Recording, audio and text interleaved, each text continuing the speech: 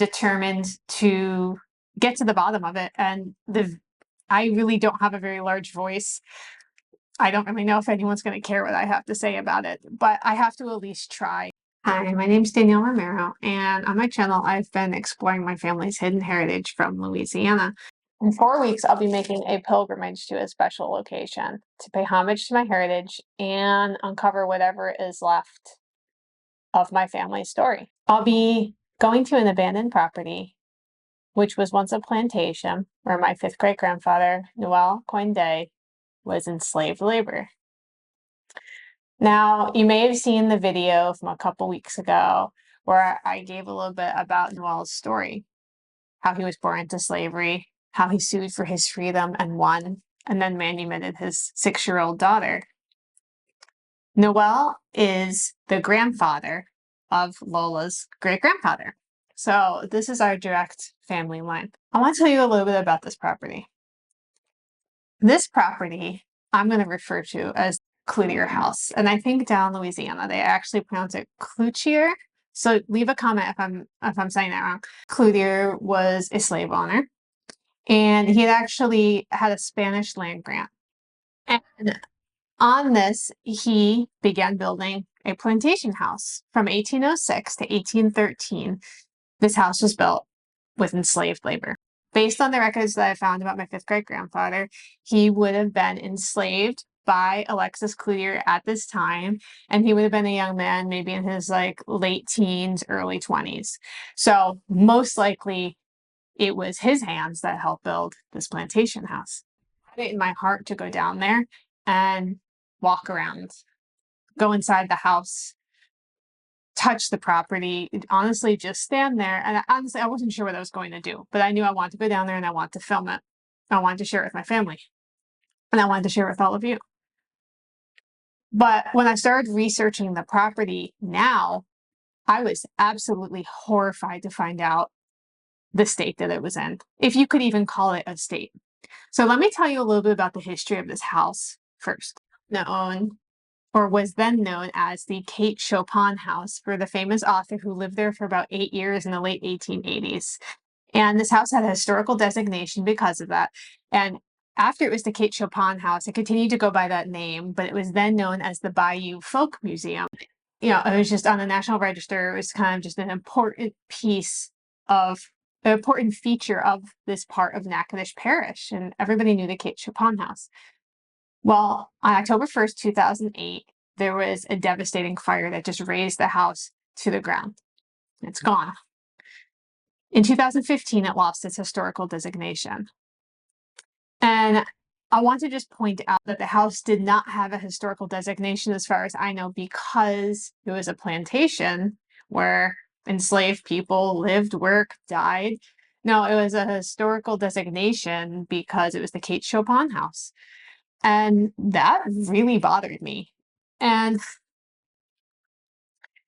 I feel like the more I'm finding out about the history of the recent history of this property, the more frustrated I'm getting, honestly. Basically, the house was razed to the ground during this fire. Thankfully, there were people who responded to the site and were able to rescue so much history from the home and from the property, even as it's, up in flames. When I'm getting ready to take this trip in a couple weeks, I needed to find out who owned this property, because it used to be held by a historical foundation in Louisiana, but look like now it is under private ownership. And the historical signage is now removed from the property and just kind of there in ruins and overgrown. And this really hurt my heart.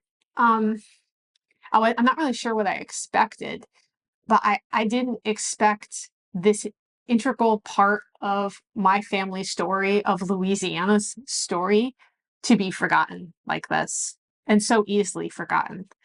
I was able to get a lot of suggestions for who to reach out to even talk about this property. And one of the suggestions I got was someone named Dustin, and he works for the National Park Service and an agency called the Cane River Creole National Historical Park. And so he had a video that he shared with me. The video I wasn't able to watch, but I was able to read the transcript of it. And I just want to share a little bit of it with you. It's called Picking Up the Pieces, and about his experience at this house trying to recover what was there. At the time of this video, it still maintained its historical designation. But 2 years later, it lost that and just kind of became a junky old piece of land in Natchitoches that no one really cared about.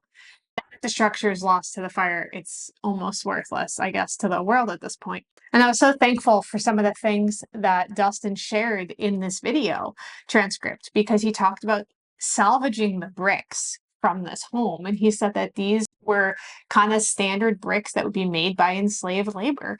And I have to wonder, like, did my fifth great grandfather make these bricks? Did his hands mold these bricks for this house as a young man while he's, imagining what his life could be, imagining what his family's life could be if only he had his freedom?